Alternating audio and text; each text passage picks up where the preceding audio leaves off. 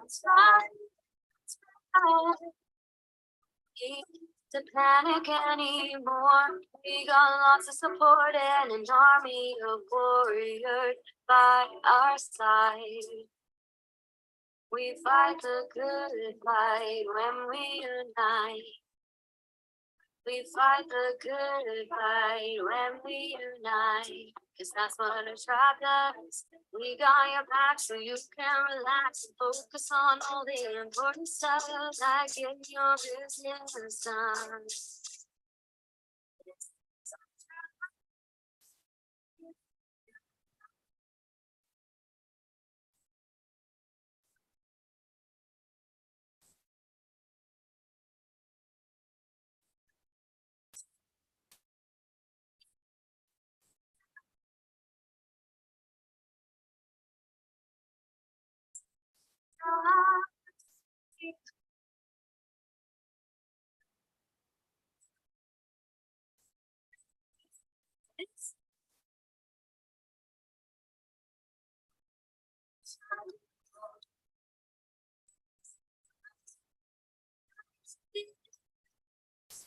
Tribe. Hello, everybody. Facebook, YouTube, good to see you here again today. I apologize for our lighting, guys. We are in South Africa and we're having a load shedding at the moment. So Stephen Levy's planning himself. We'll shed some light on the situation soon. That is where our country likes to play a fun little game with us, and they put up all the lights in the country, and it's like the whole country just plays dark country together. It's very fun. Anyway, you are watching the Coffee Shop Conversation Show for Entrepreneurs. I am Nestene. And that would make me Peter. We are entrepreneurs. We have this show every single week with our beautiful entrepreneurs from our community. And we literally just create a safe space where we can get together for 1 hour and just chat, just with friends that are entrepreneurs that are going through the same kind of things as we go through, and we have fun together. We connect each other and we talk with all of you, and we create a safe space where you can literally come to and you can connect with all of our entrepreneurs, connect with each other, and talk about what's going on in your entrepreneurial journey. So if you're an entrepreneur and you're out there and you can relate to the topic, and somebody's speaking about something that really just resonates with you, well, their links will be in the description. So just reach out and have a conversation. Being an entrepreneur should not be a lonely journey. There's a lot of us. We always link all the LinkedIn links in the description below. All you have to do is scroll down and click, click, click, click, click. Say, hey, I saw you on the show. Would love to grab a virtual coffee. And our entrepreneurs will probably be more than happy to just have a coffee with you, give you some advice, listen to where you are at in life. And yeah, that's kind of how us entrepreneurs stick together and help each other move forward. In any way, that's the way that the entrepreneurs at Explore ProTech functions. So in Explore ProTech, we are looking for the 500 most fun, authentic, caring entrepreneurs around the world. We are making them influential and successful, and we're doing that by working together. So you're watching our journey in doing that. Also, remember, if you are fun, authentic, and caring, and you would like to consider joining our tribe or becoming part of this beautiful community, you're more than welcome to chat to me and Peter. Our link is in the description down below. Anyway, that's enough from us. So today is going to be a fun, intimate conversation. We are going to be going into our coffee shop now. It's like we're going into a coffee shop with our best friends in the entire world, except they all just happen to be entrepreneurs. So today we are going to be chatting about how to get through a rough time. So this one is titled Lessons from Successful Entrepreneurs, How to Get Through a Rough Time. So I would like to invite our guests as we have here today to just get involved in the conversation. And since we only have two of you, you might as well just unmute and we can literally just have a fun conversation like best friends should. And here's a thought. If you're an entrepreneur and you're not having a rough time, are you really an entrepreneur? Do you want to come on the show and tell us like what you're doing? Tell us all about it. So I mean, like right now, I don't know. Hey, like I feel like entrepreneurship like is a permanent pastime. At this moment in time, like that's kind of how I feel about entrepreneurship, because it's like so up and down and it's like constant. It never stops the up and down. Well, the reality is that entrepreneurs, we wear many hats. You know, we are our marketing department, we are our sales department, we are our own managers. We, you know, we're absolutely everything in our own space. Or if you're Peter, you're basically just the boss and you have an Nestene that does all of that. Well, maybe that's why I feel the way I do. well, I mean, if you think about it, if you're not having a challenging time as an entrepreneur, are you busy enough? Are you not busy enough? Are you doing what you should be doing? Do you know what you're supposed to be doing? Tell us about it. Yeah, I think you should be in the growth. A true entrepreneur should always be growing, and with growing is uncomfortableness. So you got to be uncomfortable, as amazing as Nestene told me earlier today. Be okay with being uncomfortable. And honestly, 80% of people have already fallen off of their New Year's resolutions. I can't stand that word, but I'm going to use it. By now, by the end of February, most people have thrown out all their resolutions and are struggling because they don't know how to get back on track. So and then, you know, the seasonal weather and stuff. I'm in the US, so we're in winter. So that plays a big part in that. Sunshine isn't great, and cold temps and all that stuff, and then craziness. Like it was 50 yesterday, it's gonna be 30 tomorrow. So, you know, all that plays into that. So, but yeah, I think as an entrepreneur, if you're not growing, then I think you'll get bored. And a lot of people do crazy things when they're bored too, which causes a whole nother uncomfortableness. Yeah, I think we're kind of in the situation we're in today because I was very bored at some point in time. Thanks for reminding me, Sondra. Were you having a rough time? Right. You know what happened to us, Mr. Levy? We went out with this Fempreneur thing and I like to prepare for the worst case scenario. So we spoke to like 4 institutions at once because I was like guaranteed 3 of them are just going to say no. So what happened now was... All 4 said yes. So yeah, it's an interesting time. But Sondra, that's so beautiful though. That really, really helps. I love that. That reminds me, say more things like that. Mr. Levy, do you want to comment on this conversation? Have you ever had a rough time? Let's start there, because you always look like you're like sailing. Like life is just like easy. Okay, so that's actually a very good question and statement that you made.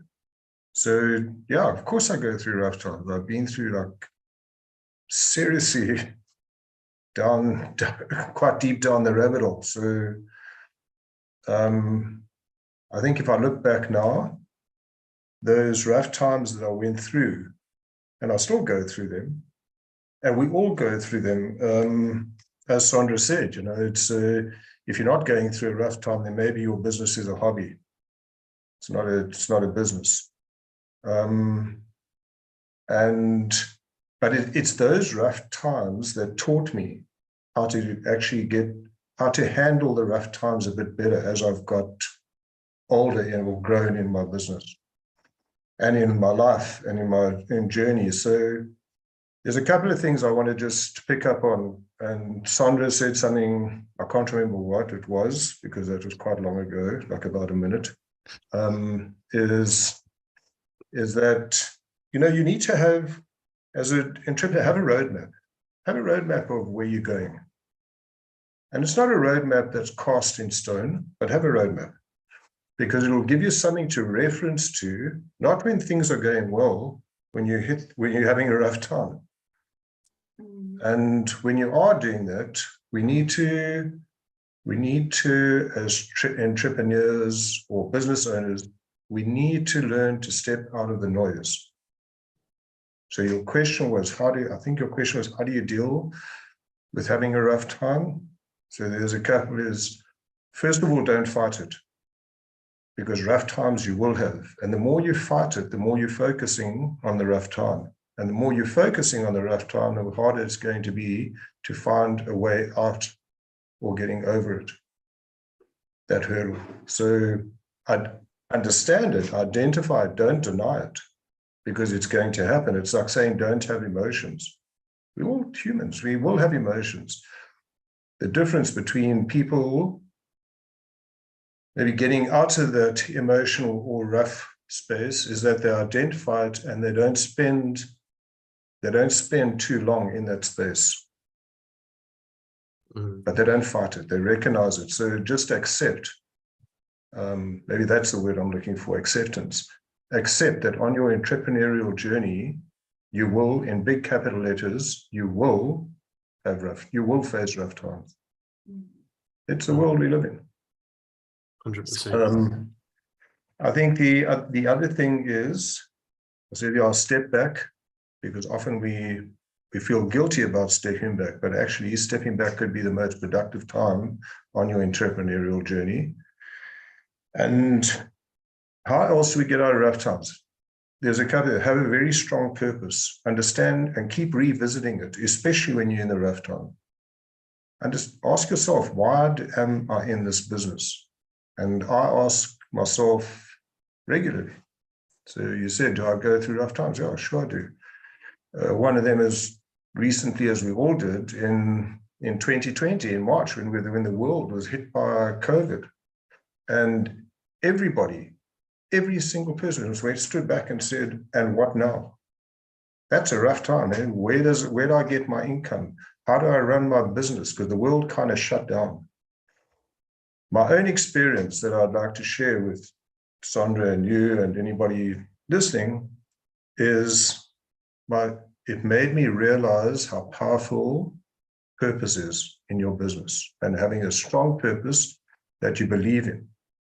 Because I pulled that out and I said, what can I do to contribute every day? What can I do to contribute to my purpose?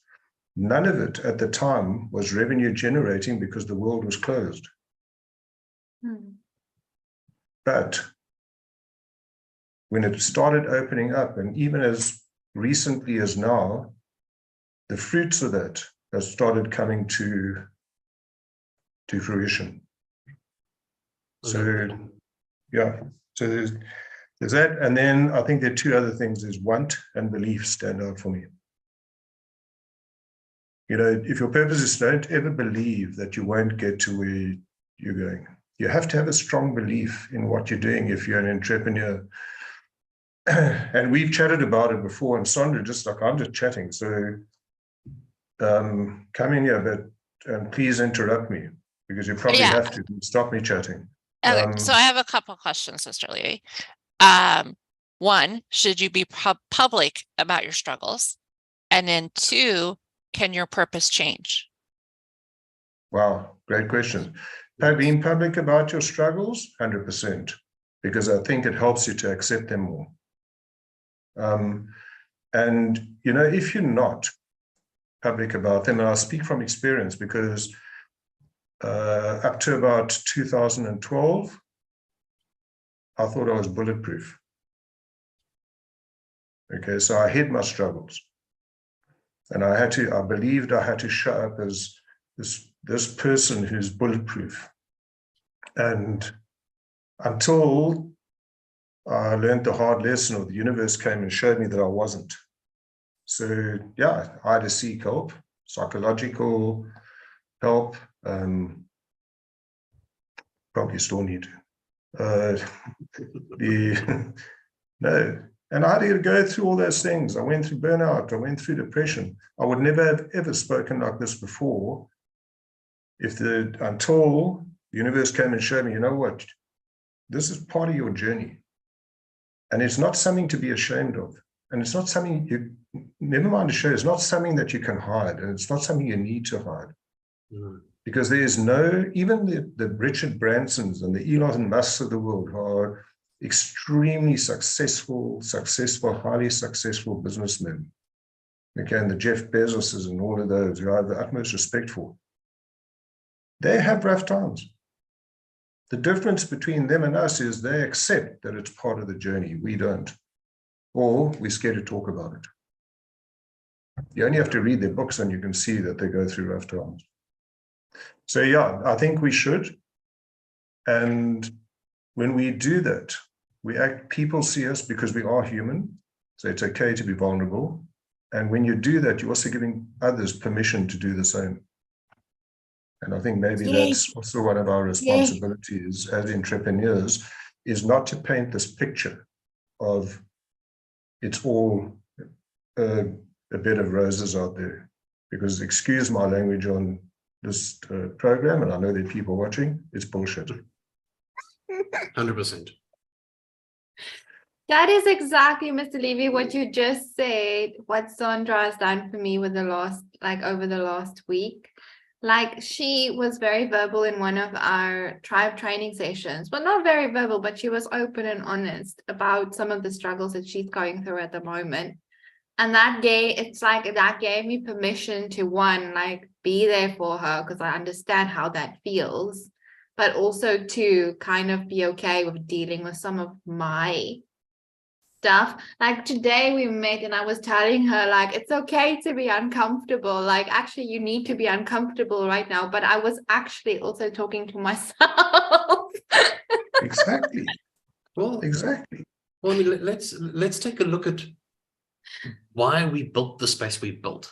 I mean, for me, entrepreneurship it's a scary journey. And I cannot wear many hats. I cannot. I don't know if you're scared of anything. There are so many things that I cannot do.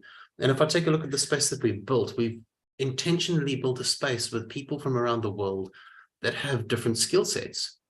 So my question would be, can surrounding yourself with the right people make your journey less scary?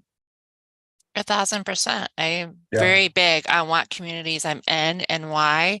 And I do review them either before the membership's up or even as part of quarterly reviews. Like, where do I want to show up and how do I want to show up in communities? Because there's some communities I'm still in, but I've backed way off on how I show up in them. Like, I know the benefits of them, but I know also that there was one where I was giving 1,000% and it just wasn't serving me. So I had to look at it from a selfish view of like, okay, how is this helping me? Is it helping me?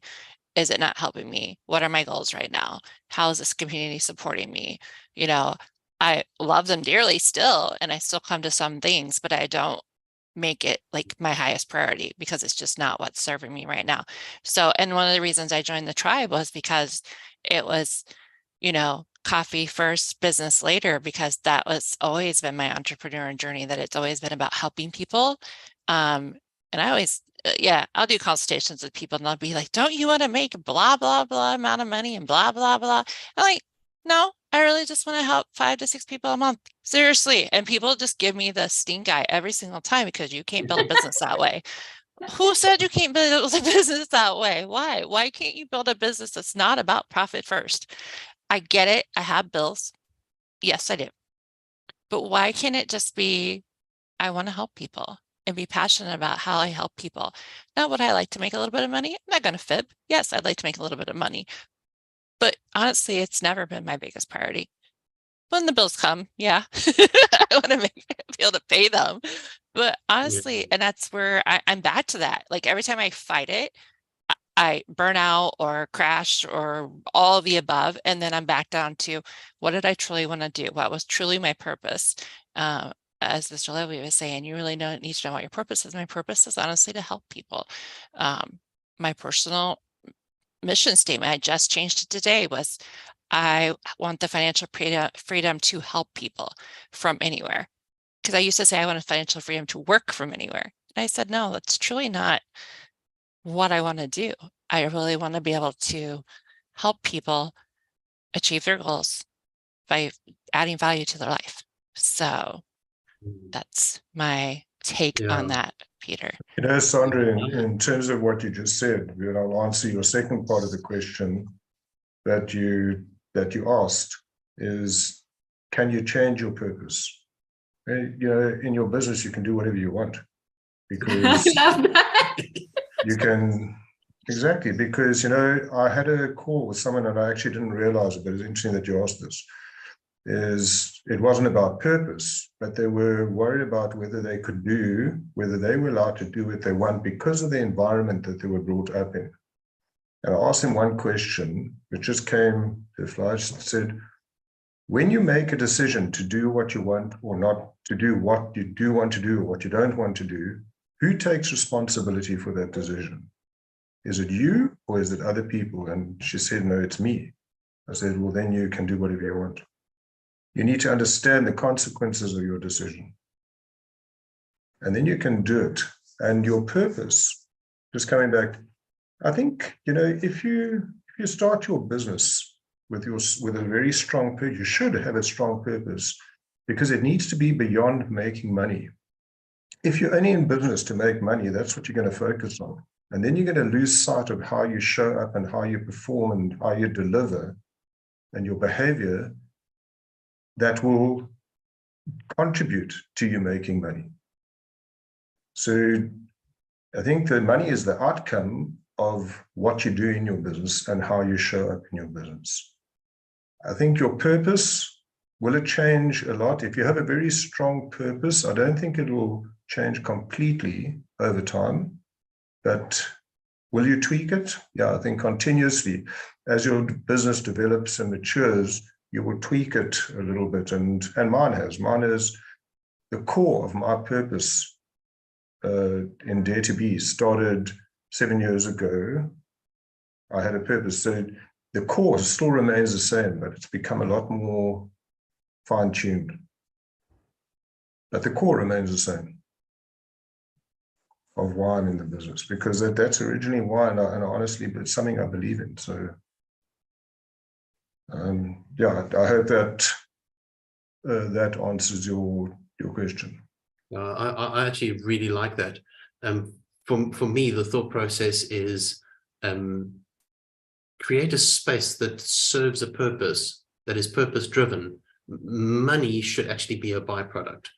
The amount of byproduct that you get depends on how well you do the service within your space. So if you want a lot of money, that's great. If it's your main goal, you'll lose sight of what you're actually doing. You're just looking at the numbers, counting the numbers. Don't count the numbers. If you have a cause, then work on that cause. If you have a passion, work on that passion. The money will come. I think you need to, Pete, you need to have number. I mean, we've got someone in this tribe, Linda Dent, and she is a numbers lady. She's the numbers ninja, I think she calls herself. So numbers are important because the numbers tell us a story. So if we didn't achieve the numbers that we set out to, it's no use sitting in that hole and crying why we didn't achieve the numbers. We need to look at it and say, why didn't we achieve the numbers? Let's have a look at and be brutally honest with ourselves. And what did we learn from that? And what will we do differently, if need be, to make sure that we achieve them in the next quarter or the next year or whatever that is? So the numbers always tell a story, so they're vitally important. But it's Well not. done, Marlon. Thank you. Welcome to our little coffee shop space. We're just chatting about how to, like lessons from successful entrepreneurs, how to get through a rough time. So we're basically unpacking that. And since there's so few of us, we're just like unmuting and chatting. So feel free to jump in. I mean, Rhona, you're one of those people. You like do 100,010 things. She's like a warrior. Yeah, and it's like nothing can ever get you down. Like, have you ever to a rough time? Well, it was interesting what Stephen was saying about the numbers, because that's an area where I do not excel whatsoever. I know they're important, and I'm ashamed to say this, Nestene, with your accounting background, but I'm terrible, and I think some of it because I'm quite new, like some of some of it maybe comes from a little bit of imposter syndrome, like who's going to pay me for what I do? I'm not, I'm not confident enough. And I'm very, very good at doing too much for free. That's something that seems to happen quite a lot, and it's because I do agree with what Peter was saying, like when you've got a purpose, when you've got like the drive, a passion, and because I do believe my strength is that I genuinely I'm a helper, a solutions person to an annoying extent probably at times. I genuinely want to help people, so I'm not very good at charging them for it, because I just want to get them to get a better result. So, and numbers beyond money, even things like metrics, which, I know from the copywriting side and social media management, you need to look at your insights, and you need to track the numbers and see where you're getting engagement, and, be a bit more disciplined. Whereas as you guys know, Nestene and Peter, I'm a shiny object syndrome person. I'm like, oh, look over there, that's a really interesting article, and you can lose your focus of where you should be spending your time online as well. So on the other hand as well, because I still have a part-time day job, so my rough times are the same as what a full-time entrepreneur has financially. If you are literally unable to pay your bills, or you're eating, I don't know what your equivalent would be, but beans and toast is the UK go-to when money's a bit tight. So if you don't have the luxury of being able to buy the usual shopping that you want to feed yourselves and your families, I still have the safety net of a salary, even though it's a part-time salary. So I get I will always think very, very grateful that I try to be kind to myself and say that, well, it doesn't matter if you've not met your targets yet, because I'm taking steps in the right direction, and I'm making progress towards my goals, rather than doing what Stephen said and going crying that I didn't reach my targets, because my targets are always a bit wild, maybe. Hello, Rhona. I'd say there's one important word that you said that I just want to highlight to you, because you said it. I haven't reached my targets yet. Mm. I haven't heard yet. Yes, indeed. Well, we all set out targets. Everybody who's set their targets in January 2020, their targets were thrown out the window in March 2020. 2 months later, 3 months later. But they didn't, but they might have achieved them by March 2021. So they just didn't achieve them yet. It was something outside of their control. And that's where but at least you had the target to help you recognize, or something to refer to. Otherwise, you're just wandering in the wilderness. Yeah. No, that is a very good point, and that's sort of been part of my, I don't know, sort of personal growth type stuff. That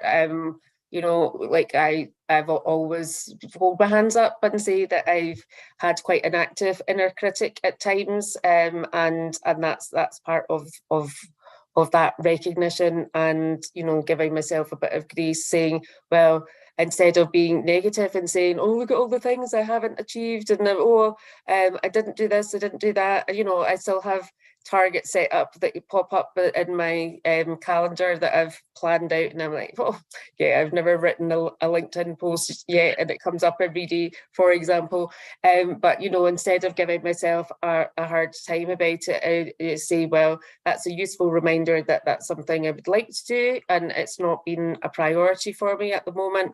And taking the time to reflect on the things that I have achieved, and the learning I've done, and the people I've met, and the people I've helped, and this is all shaping my path, if you like. None of it's a bad thing. So acknowledging that it's not a bad thing, it's all part of a journey. And I always remember you saying to me in one of our first calls, Mr. Levy, that you have a destination in mind. Like if you use Google Maps, sometimes you don't have to go right down the suggested route because there's alternatives, but you'll still get to the destination even if you take a route that's a few minutes slower because there's traffic or a roadblock or an incident. So that's I've always remembered that, and just think, hey, I'm just taking a little detour at the moment. I've still got the same goal. So that was always a really nice lesson to reflect back on. Well, it's awesome that you remember. Can I just ask you one other thing? Just something that we all go through, so you're not alone in this, about giving your services away for free because you want to help others. How many people have you gone and knocked on their door and said to you, please, will you engage in my services, versus how many people have asked you if they can engage in your services? Yeah, there's a lot of difference between those. And it's something that I'm aware of. I always remember Rennie saying to me, never do anything for free. Like you can do it for even a 90% discount if you really want to help, but always at least have something. And that's another lesson that's stuck with me. This tribe is full of useful information from people, and it's so lovely. Everybody's got things that can help you. Sorry, guys. I just want to drop in here and just throw a bomb right in the mix. I'm sorry. I couldn't. I kept on dropping off the call. I was driving, and then now I'm finally home, and I'm in complete darkness. So, so hence my camera not being on. But I'm on the opposite view of just the last thing you said, because that's all I could hear. I don't mind doing things for free. In fact, I love doing things for free. I think there's just a big difference between doing a lot and not getting anything out of it. Because the thing is, there's always something, right? There's a reason why you do something for free, or at least that's why I do things for free. If you're part of the tribe and you're working with the tribe and you do, pardon? Can you hear me? Yeah. Yeah. No, I was just saying, if you do something for free with somebody that can help you either in the form of further coverage to your audience, or people that can be a real success study to whatever you're trying to do. But there's got to be that quid pro quo. If there isn't that, and the game is just you're having too much fun, doing a whole bunch of things, helping people that won't really drive your business forward, because at the end of the day, it is business that you're doing. And the purpose of you doing business is to help other people succeed. And the people that are in it for freebies, are not really the people that is going to take your work and really help use it to help them shine. So I think of doing things for free as a strategic objective in my business. I have no problems doing things for free, and sometimes even for a very long time, just because I know that there's value in the people I'm putting the energy into, versus just doing things because I'm not busy or because there's no money in the business. I'd rather than just be going to people that are saying no to me all the time. And I think I think having that clarity of purpose, again, coming up, is really important. And if you want to help people, then you got to be clear on the people you're trying to help. And then you help those people and you say, listen, I'm willing to do stuff completely for free. And you never know. I'm pretty sure already it's happened within the tribe. Like I said, I'm the opposite. So I prefer not to discount, because I'd rather give it for free or you pay my price. So that's the way I see it. I'm not going to discount my work, because that is a huge disservice to me. But I'll gladly give it to you because I feel that you'll you deserve it, and you can do something with it. So that's my view on that. I don't know what you guys think. I think it's a good way to view things. And I think if you're the kind of entrepreneur that really battles, and this is where I think imposter syndrome comes in, and the word personal development and growth. And I think if you're giving away things for free because there's a sense of imposter syndrome and you're not sure of the value of what you're giving away, then I can understand giving it away because you're not sure of the value. But something that we need to understand is that every single entrepreneur experiences imposter syndrome. If they do not experience it, then they're not breaking new ground and they're not stepping into new spaces. Every single time we step into a new space, it's like I feel like an imposter. And then I battle with the value of what we've built. But I think that's where having a community around you to go, hey, I've created this, test it out, what do you think? And they come back and they're like, oh my goodness me, that's so incredible. And we've had that experience with you, Rhona, where we were like, oh, look, a new copywriter, I wonder what she can do. And then she works her magic and we're like, oh my goodness me, she's brilliant. So it takes those situations to actually eliminate the imposter syndrome, because you slowly step into the space that you're in and realize, hey, I've actually got this. But again, you having and admitting that you have imposter syndrome helps me, because I have such bad imposters. I mean, if you think like you're good at imposter syndrome, I'm better. Like I'm so surprised at that, because you're amazing. Oh, but see, that's why I love having you, because you always tell me that. But I can think of 100 million. I can think of 100 million reasons why I'm not that amazing. For example, we're on a journey to find 500 of the most fun, authentic, caring entrepreneurs in the world. We've only found 80. We've been going for 2 years, and I'm absolutely exhausted. I can come up with a whole lot of critical things to say about that. Well, I think that's because you're looking for pure entrepreneurs that you fully can back, Nestene. So you're handpicking them. You're not just taking, somebody can fill a membership with 1,000 people that pay the money and don't give a rat's butt about the cause. I think that's what makes you unique and special, Nestene and Peter, is that you want to fill our cup as much as you want us to fill your cup. It's not really about, I just want 500 people, so let me go handpick, or let me just go find 500 people. You truly want honest, capable people that you're going to back and that you're going to put your name behind. So I think that's what makes it different. I'm not saying it's not exhausting, because work is exhausting, no matter if you love it or you don't love it. It's work. Agreed. That's why it's called work. It's exhausting.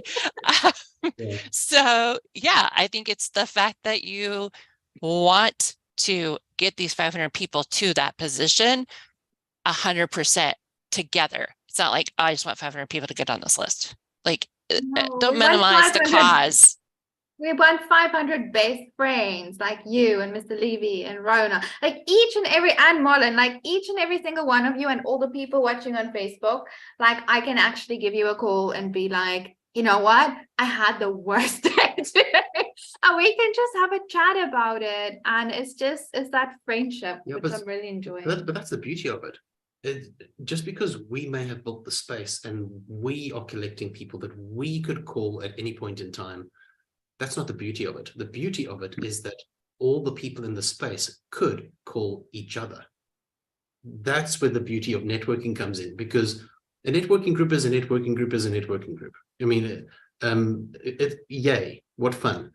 But if the people in the space are not actually building relationships to the point where they know exactly what each other, what they do, they know exactly who has what skill set, they know exactly who does what, they know exactly who has what superpowers, they know who's the best marketer for this particular job, they know who's the best business coach for this particular job, they know who's the best copyright for this particular project, they know who's the best coach to keep them in line during this space, they know who's the best VA.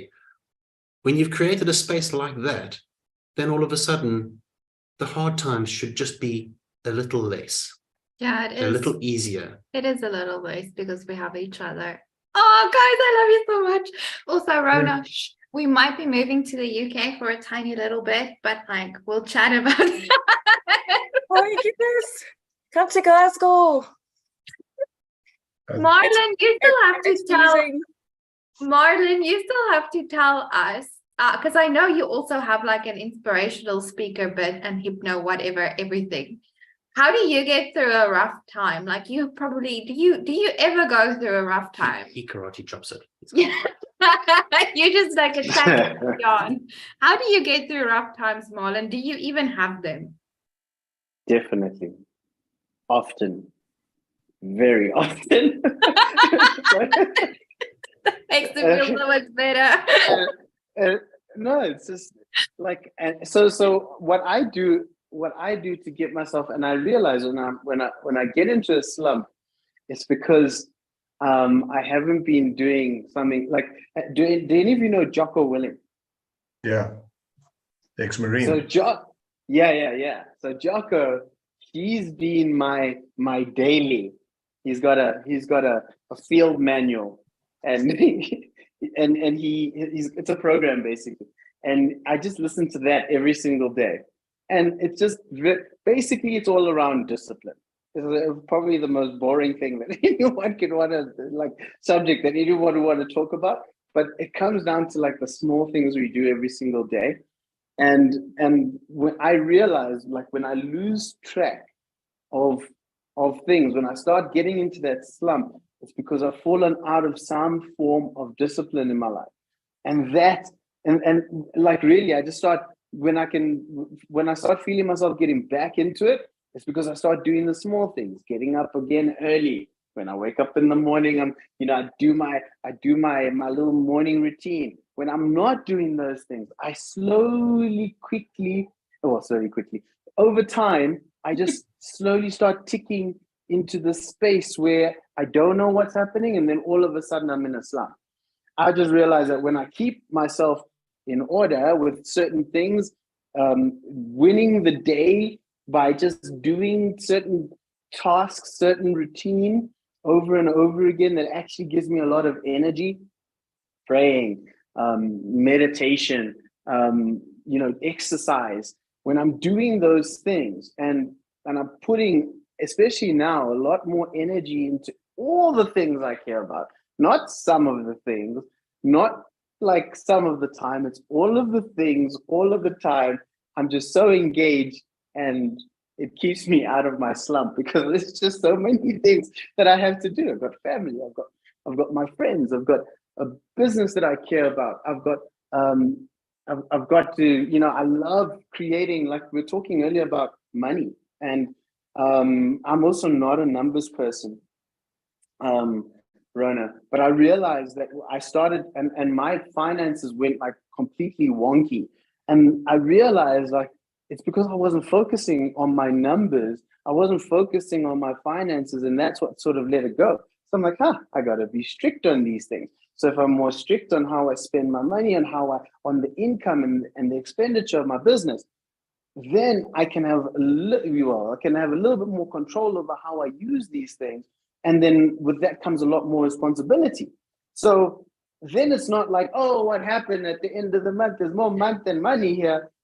It's like, I know what happened because it's written there on my statement. You know why? Because I actually look at it. Whereas there was this time where I stopped. So I think there's a lot of things that I think we get into the slump because we just get into this world of ickiness where we just don't know, things are just bad. And it's, I'm just feeling bad. And we buy into that instead of being like super clear. I mean, you speak to someone like Stephen and he'll be like, about what exactly? He's going to dig in. And when you dig, you start to realize, oh, it's this thing that I haven't been wanting to look at. So that's how I think. It's like when I'm in a slump, there's a whole bunch of things I'm not looking at and I need to start digging to go and find them.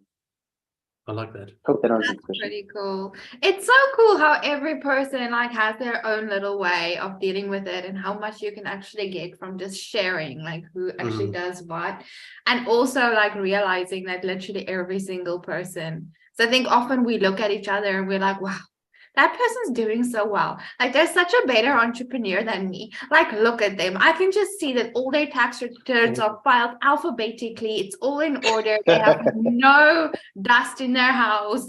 Or Who are you talking about, Nestene? What person acts like Not that? me, of course. All of you look like that to me when I look at you. When I'm feeling down on myself, I'm like Nestene, everybody on the planet is like a better entrepreneur than you. or try this on for size. So we pull in a new member, they're battling. We help them, we put them in on the right path, connect them with the right people, and all of a sudden they're doing better than we are. It's, So, See, that's where you know, comparison. Oh, that's where comparison is a thief. Why? Yeah. Why is there better than you're better, Peter? I don't know, because maybe I like better butter because I don't know. It just is. Go ahead, Marlon. thing is, the reality is you don't know, and I think the beautiful thing is you know what you're going for. I side with Rhona. With Nestene, when I watch you work, I am in absolute awe, right? And I half the time with what you guys are building, I am in absolute awe. And I think that's the major thing about being in a community, because then you can start to, I mean, we are human beings. We copy and paste a lot of the time, right? So if we look and we can see people being excellent, we can be excellent. We got that drive to say, in the right context, because it could create this competition that's unnecessary, that where people feel unworthy. But in the environment that you're trying to breed, it's different. You know, it's like everybody's helping each other become better. So I think in terms of that, the like we were saying earlier, like everyone was saying, the money will come. And because that's what I assume that the thing is about. The money will come, but it's about creating that right foundation. And right now you're kind of bambooing it, you know, so everything is going in the opposite direction. And then before you know it, you know, you are sitting at 80 and then boom, you're at 1,000 and you're like, how the hell did that happen? And it's just, those are one of the things that I think, that's what I think is happening here. I think what Marlon, I love what Marlon said there. So there's two things I loved what Marlon said. There's a lot of things I loved what you said, Marlon, but the one that said, there's a difference between being in awe of someone and being in competition with someone. And that's where the comparison. So be in awe of them so that they inspire you to do to raise your level or do what you need. So then they're inspirational. Yeah. So that takes away, because your competition will lead to comparison, which is freaking dangerous because you don't know what you're comparing to. Yeah. So Nestene said just now, she sees me as someone who, but do you have, and you asked Marlon the same question, you know, do you face challenges in your life? Do you go through these bad times because it doesn't look like it? Be careful what you're comparing to, because I go through it every day. So I think that's the one thing. The other thing I was going to come back to what Marlon and touch on what Rhona said, because I get a lot of thought about it. I think giving stuff for free in your business, and that's why I asked Rhona, do you go to people and ask them, and try and sell your services to them?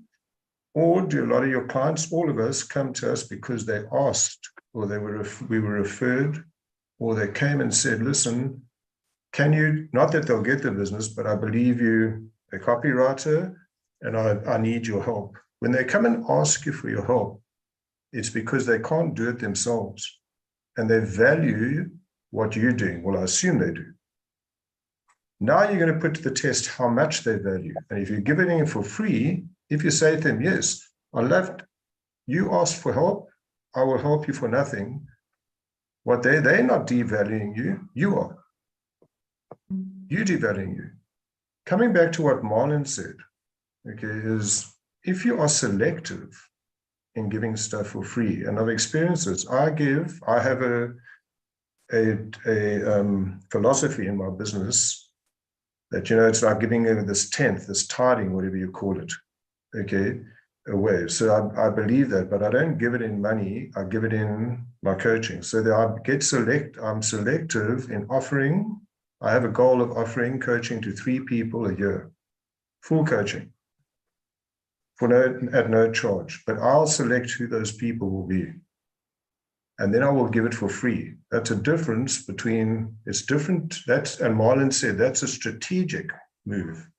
That's intentional, giving away for free. But I don't give things away for free for people that want to engage in my services, because then I'm devaluing myself.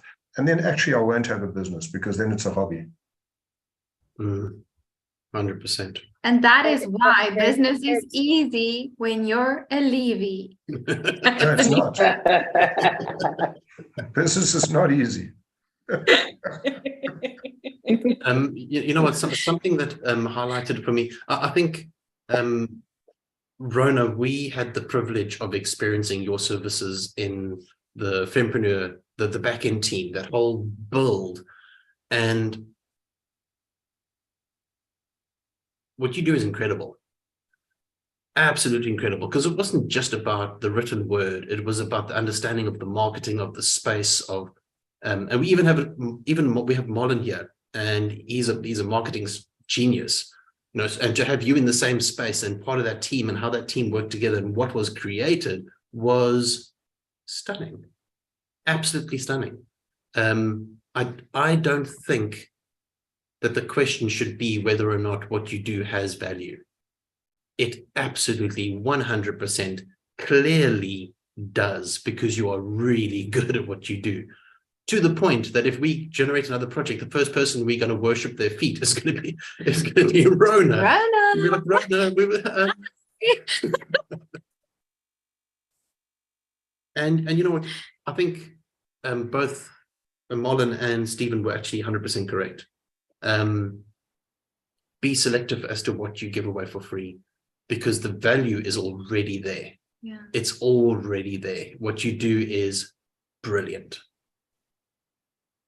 Thank Yeah, you. and Rhona, I think you're in an amazing position. You know, most people make the mistake of leaving their daytime job to go and start a business and get really stuck in a slump. Whereas you're testing the waters, you're connecting with good people, you've connected with some bad people, I'm sure. So, I mean, by the time you like sussed it all out, it's just going to be, you know, lift off, you know? And so I think being in that position that you are right now is an extremely powerful one. Mm. Thank you. Yeah, it's a really nice safety net, but you do sometimes just get frustrated at you. I don't want to go to work. I want to be working on my business, but I do enjoy my job as well. So yeah, it's a lucky place to be, and yeah, without all the worry. I have a point to come back to Peter on, if that's okay, if we've got time, or we don't really have time. Just very briefly, that you mentioned the somebody that you've brought into the tribe and you've helped, and then they're doing better than you. And although we've already discussed the comparison issue, that's a really good thing, because then they are spreading the word about the tribe and about how much you help them, and they're talking to their contacts and through their business and you know, promoting what a wonderful space this is. So I wouldn't think that's something to particularly worry about. Oh no, Going for me, forward. for me, it's Make actually sure you use everybody and get it's actually- testimonials, and yeah, use their high praise to spread the word. Oh no, that's actually quite beautiful, and the reason I like it so much is because we get to replicate that journey for others. So the space is doing exactly what it needs to do. Perfect. Thank you, everybody. This has been an absolutely amazing time together. You have been awesome. You're some of the best friends from all over the world. I'm so privileged to have spent this time with you. Unfortunately, our time is up for today's show. So I'm just going to quickly tell you guys, remember, all the LinkedIn links is in this description below. below if you want to go and have a look. Everyone that you saw speak on the show today. So Mr. Levy, the most amazing leadership and business coach in the world. Sondra Ray, the fantastic, fabulous accountability coach and teacher. Marlon August, marketing strategist. Rhona MacCormick, insane copywriter. These are our best friends. They're amazing. And thank you so much for sharing your tips for how to get through a rough time today, guys. You're incredible. Remember to see us again next week, same time, same place on the Coffee Shop Show for Entrepreneurs. Like, click, share, subscribe, comment, all those lovely things. It's been fabulous to spend time with you. Thank you so much. And a massive shout out to Susan and Lisecha for also joining us on YouTube. It's been amazing spending time with you guys. Until next time, may all your wildest entrepreneurial dreams come true. Catch you next time. Bye. Peter and Nestene, thank you for providing the platform that you do, honestly. And we all, I'm sure I speak on behalf of you, we're all extremely grateful for it. And it's amazing. So, yeah, you show the difference between